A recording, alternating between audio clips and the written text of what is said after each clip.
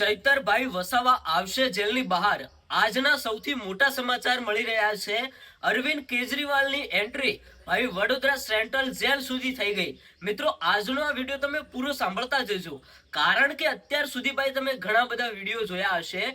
કારણ કે ચૈતરભાઈ વસાવા જ્યારથી ભાઈ જેલમાં પુરાયા છે ત્યારથી એમને છોડાવવા માટે ઘણા બધા મોટા મોટા નેતાઓ આવ્યા, કલાકારો આવ્યા, આદિવાસી સમાજના લોકો, સાથે સાથે ગુજરાતના ઘણા બધા સમાજના લોકો ચૈતરભાઈ વસાવાના સપોર્ટમાં આવ્યા। તો ક્યાંક ને ક્યાંક અરવિંદ કેજરીવાલની પણ એન્ટ્રી થઈ ગઈ। તો હવે ભાઈ ડેડિયાપાડાના ધારાસભ્ય ચૈતરભાઈ વસાવા અંતે જેલની બહાર આવી રહ્યા છે। ક્યારે જેલની બહાર આવી રહ્યા છે? તમે જોયું કે ચૈતરભાઈ વસાવાની ગુજરાત હાઈકોર્ટની અંદર જે સુનાવણી થતી હતી, વારંવાર નવી નવી તારીખો પડતી હતી, અને અત્યારે હાલ ભાઈ જે મોટા સમાચાર મળ્યા કે હવે 24 ઓગસ્ટ, તમને બધાને ખબર જ છે કે એ દિવસે ગુજરાત હાઈકોર્ટની અંદર એમની સુનાવણી થવાની છે। તો ભાઈ એની પહેલા તો ક્યાંક ને ક્યાંક અરવિંદ કેજરીવાલ ચૈતરભાઈ વસાવાને મળવા માટે પહોંચી ગયા। તો શું થશે? આખરે મોટો ધડાકો થશે ભાઈ। જો 24 ઓગસ્ટના દિવસે ચૈતરભાઈ વસાવાને જામીન ન મળ્યા ને, તો ક્યાંક ને ક્યાંક જોવા જેવો નજારો થશે। કારણ કે ક્યારનાય કેટલાય લોકો રાહ જોઈને બેઠા છે કે ચૈતરભાઈ વસાવાને જામીન મળે,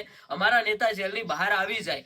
આદિવાસી સમાજના લોકો તેમનું સ્વાગત કરવા માટે ઘણી બધી તૈયારીઓ કરીને બેઠા છે ભાઈ। ચૈતરભાઈ વસાવાના વારંવાર જામીન રદ થાય છે, નવી નવી તારીખો પડે છે। તો હવે તો ક્યાંક ને ક્યાંક જે 24 ઓગસ્ટનો સમય આવ્યો છે, એ દિવસે ગુજરાત હાઈકોર્ટની અંદર સુનાવણી થશે। એ દિવસે તો મોટા ભાગના લોકોનું કહેવું એવું જ છે કે આ દિવસે તો ચૈતરભાઈ વસાવાને ગુજરાત હાઈકોર્ટમાંથી જામીન મળી જશે, અને એ દિવસે ચૈતરભાઈ વસાવા જેલની બહાર આવી જશે। તો હવે ભાઈ રહી વાત કે 24 ઓગસ્ટના દિવસે શું થાય છે, દરેક અપડેટ જાણવા માટે આપણી આ યુટ્યુબ ચેનલને સબસ્ક્રાઇબ કરીને રાખજો। મળીએ એક નવા વિડીયો સાથે, ત્યાં સુધી ભાઈ આ વિડીયોને બીજા લોકો સુધી શેર પણ કરી દેજો, કારણ કે અરવિંદ કેજરીવાલની એન્ટ્રી પણ થઈ ગઈ છે।